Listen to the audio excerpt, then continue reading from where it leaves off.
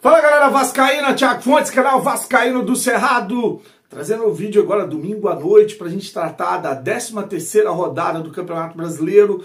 Terminaram os jogos do final de semana, tem mais um amanhã para fechar a rodada, 2 jogos aí que foram adiados. Vamos falar aqui sobre os técnicos. Tivemos 3 estreias de técnicos em uma rodada do Campeonato Brasileiro. Qual técnico está pressionado, qual time voltou pior. O Vasco com certeza está no meio desse bolo aí, brigando para não cair, para novidade de ninguém, né?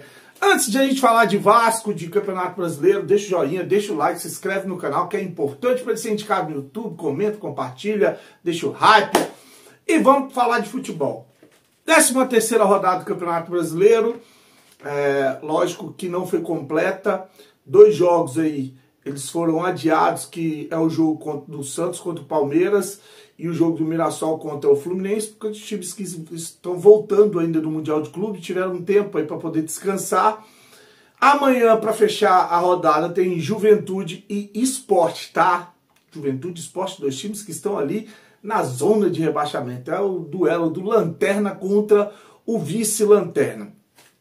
O Campeonato Brasileiro, ele recomeçou, né? Ele voltou com Urubu e São Paulo de tarde, no sábado, 4h30, né? Foi a estreia do técnico Hernan Crespo. O Urubu com a vitória foi a 27 pontos, é o líder junto com o Cruzeiro, tem os mesmos 27 pontos, né? O Hernan Crespo assume o lugar do Zubeldia e o São Paulo empilha 4 derrotas seguidas no Campeonato Brasileiro, tá? 4, tá brigando lá na zona de próximo da zona de rebaixamento. São Paulo é o 15º com 12 pontos, tem 1 ponto a menos que o Vasco da Gama. Outro time que teve estreia, outro jogo que teve estreia de treinador foi o Internacional contra o Vitória. O jogo também foi sábado às 16h30. O Inter, ele venceu por 1-0 ali no finalzinho do jogo. O Vitória estava estreando o técnico Fábio Carille. O Vitória que estava tomando bastante gols, quase segurou um 0-0 importante jogando contra o Inter no Beira-Rio, né? O Inter sai da zona de rebaixamento depois de ficar um mês na zona, que foi o mês da parada, e já passou o Vasco, 14 pontos, o Vasco tem 13, né? O Carille que estreou aí, então, com o pé esquerdo. O Vitória está na zona de rebaixamento com 11 pontos. Outro jogo que teve estreia de treinador, apesar dele ter ficado ali na função de auxiliar, porque o nome dele não tinha saído no bid, foi o David Ancelotti. Foi o jogo entre Vasco e Botafogo aqui em Brasília. Esse, para mim, felicidade, eu estava lá. O Vasco que começou ali 15 minutos, ali tocando bola, aquela bola estéril, só teve uma oportunidade com o Ryan, que não demorou a finalizar. Depois o Botafogo tomou conta do jogo e venceu, mas venceu, ficou pouco esse 2-0, ficou barato, tá? O Botafogo é 6º colocado com 21 pontos e tem um jogo a menos, tá? Então, estreia aí do David Ancelotti, filho do Carlos Ancelotti, como técnico do Botafogo. O Vasco tem 13 pontos, está na porta da zona de rebaixamento. São 8 derrotas no Campeonato Brasileiro em 13 jogos. 8 em 13 jogos. Vê se esse time não vai brigar até o final para não cair para a 2ª divisão. Perdeu o Adson na semana com aquela lesão séria de novo, né? Com uma fratura na tíbia. Na tíbia? Não, uma fratura que ele teve, que ele sofreu no mesmo lugar. E agora perdeu o Coutinho, que saiu também com dor na panturrilha. Sequer viajou para Quito, voltou para o Rio de Janeiro para poder fazer tratamento. Está aí, então, Coutinho fora para esse jogo do Vasco depois de amanhã já. Depois de amanhã, na terça, lá na altitude contra o Independente Del Valle na Copa Sul-Americana. O Bahia pegou o Atlético Mineiro no sábado de noite, meteu 1, depois o Atlético fez um gol com o Hulk olímpico, 1-1, e no último minuto também, aos 50, fez o gol da vitória. O Bahia, que é 4º colocado com 24 pontos, o Galo, uma crise do caramba, com salários, luvas, direito de imagem atrasado, jogadores insatisfeitos com os gestores da SAF do Atlético Mineiro, e mais uma derrota desse Atlético que tem vários bons jogadores no elenco, né? Estou falando do time que tem o Scarpa, que tem o Gabriel Menino, que tem o Dudu, que tem o Rony, que tem o Hulk, que tem o Coelho, aquele que era do Atlético Paranaense. Olha o poder de fogo desse Atlético Mineiro. Ainda tem o moleque lá, o Alegria das Pernas lá, aquele enganador lá, o Bernard. Olha o poder de fogo que esse Atlético Mineiro tem e não consegue vencer, não consegue fazer gols, né? Tem a volta do Júnior Alonso na defesa, enfim, tem um baita de um time o Atlético Mineiro, mas não consegue dar liga, não consegue, com todos esses problemas financeiros, só agravam a situação do Atlético Mineiro, que mais uma derrota no Campeonato Brasileiro. O Corinthians, falar em crise financeira, é outro que entrou em campo, voltou depois de um mês parado e voltou com derrota também em casa para o Bragantino. O Bragantino, terceiro colocado com 26 pontos, fez o gol também, mas saiu o gol no final, hein? Fez o gol no último minuto, no apagar das luzes, né? O Bragantino fez o gol da vitória em cima do Corinthians. O Bragantino tinha feito o Corinthians empatou, depois o Bragantino foi lá e garantiu a vitória 2-1. Teve um pênalti mandrake para o Bragantino no jogo, tá? Achei que não tocou no jogador do Bragantino, o zagueiro. O juiz foi chamado pelo VAR e ainda assim deu o pênalti para o Bragantino. E aí o Corinthians perde no Campeonato Brasileiro, tem problema aí com a situação envolvendo o Depay, uma dívida muito alta para poder manter o jogador, presidente que foi empichado, Polícia Civil, Ministério Público, PCC, cartão corporativo que foi usado por ex-presidente para poder fazer viagem, né, comprar Viagra. O Corinthians é a cara do Vasco, né? A cara do Vasco esse Corinthians. Tá aí o Corinthians que perde em casa para o Bragantino nessa volta. Eu tô falando aqui de técnicos que... Mano Menezes, do Grêmio, o Grêmio perdeu também, tá? O Grêmio perdeu, continuando aqui, ó. O Fortaleza do Vojvoda, mais uma derrota. Perdeu para o Ceará, o Ceará é nono colocado com 20 pontos.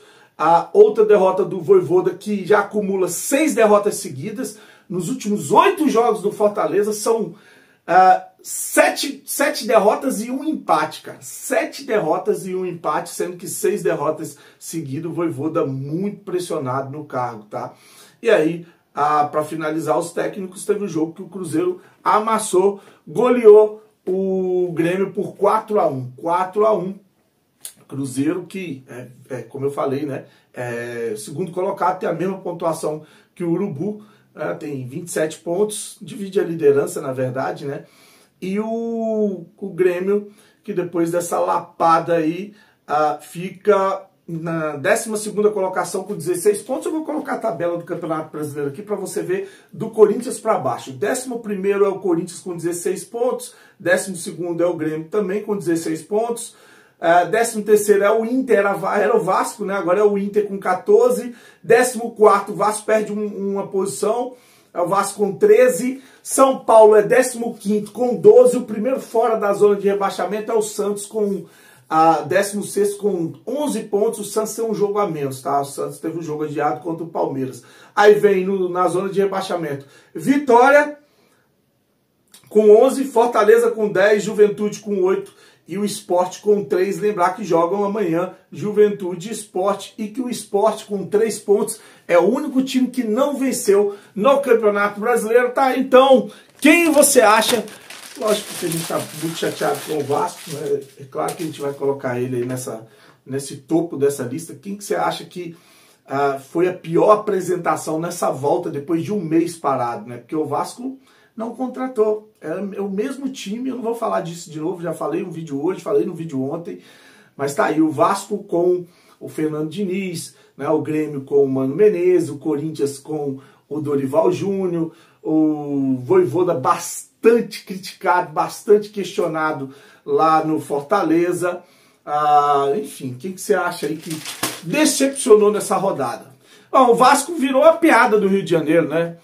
São dos clássicos, contaram aí os clássicos que o Vasco fez esse ano, são 7 clássicos, 5 derrotas, 1 empate e 1 vitória. Um abismo, não é? Antes esse abismo era só Vasco e Flamengo, depois Vasco e Botafogo, agora Vasco e Fluminense. Ainda mais com essa premiação que o Fluminense ganhou nesse Mundial de Clubes, o Vasco está vendo seus antigos adversários cada vez mais longe, né? E a gente vai ficando para trás, as mínguas, né? Nas mãos de pessoas incompetentes, nas mãos de políticos safados, nas mãos do jeitinho no judiciário brasileiro, nas mãos de quem vendeu o Vasco para bandido. É isso que virou o Vasco. A gente colhe o que a gente planta, ou a gente colhe o que é plantado dentro do Vasco da Gama, né? Olha que a folha salarial do Vasco, para esse papo aí que falam que o problema do Vasco é dinheiro, a folha salarial do Vasco, ela gira na casa de 16 milhões de reais.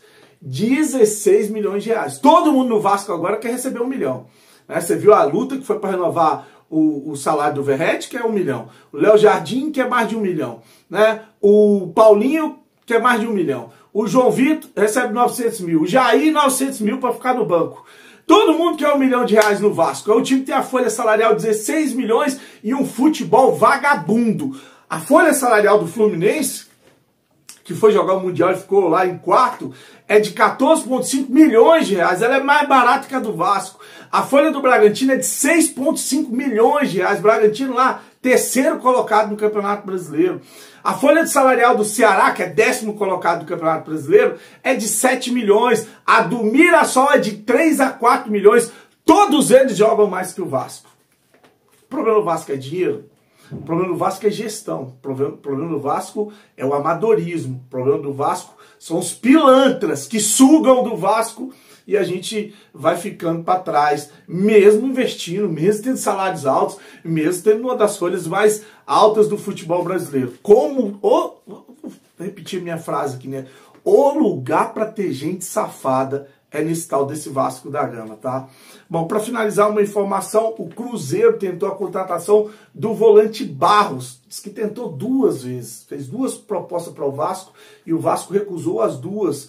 Né? Inclusive, o América Mineiro tem um contrato de empréstimo do Barros que se algum clube fizer uma oferta e o Vasco aceitar, o América Mineiro, se ele igualar a oferta ou mais, o valor maior, a prioridade é do América Mineiro, tá? O Barros, que foi bem na Série B jogando pelo Amazonas, está bem jogando com o América Mineiro, tanto que o Cruzeiro quis contratar, e a gente não tem um volante. Olha que legal. Se era para jogar com esses bagres, se era para jogar com esses refugos, se era para depender de Alex Teixeira, Garré, Cocão no banco de reserva e Lloyd, pô, então era melhor ter deixado a molecada no Vasco, né? O Barros, JP, o Eric Marcos, o Luiz Gustavo tá lá no banco, o Leandrinho que sequer viajou. Se é para jogar com esses refugos, bota a molecada. Muito melhor do que a gente ficar passando raiva, vendo jogador que não presta. E gestor que não presta também, tá? Cara, antes de finalizar, tem a campanha do busto, que é a homenagem que o canal Fala Vascaínos, através do meu padrinho, meu irmão Aquiles do Bem, tá fazendo para o folclórico, o Pai Santana. E o cara pegou, bateu nos peitos com algumas pessoas criticando, que tem gente assim que não faz, mas critica, né? Independente de questão religiosa, porque eu sou criado, já falei aqui, né? Fui criado em família evangélica, né? Independente da questão religiosa, o Pai Santana é um cara que faz parte da história do Vasco da Gama.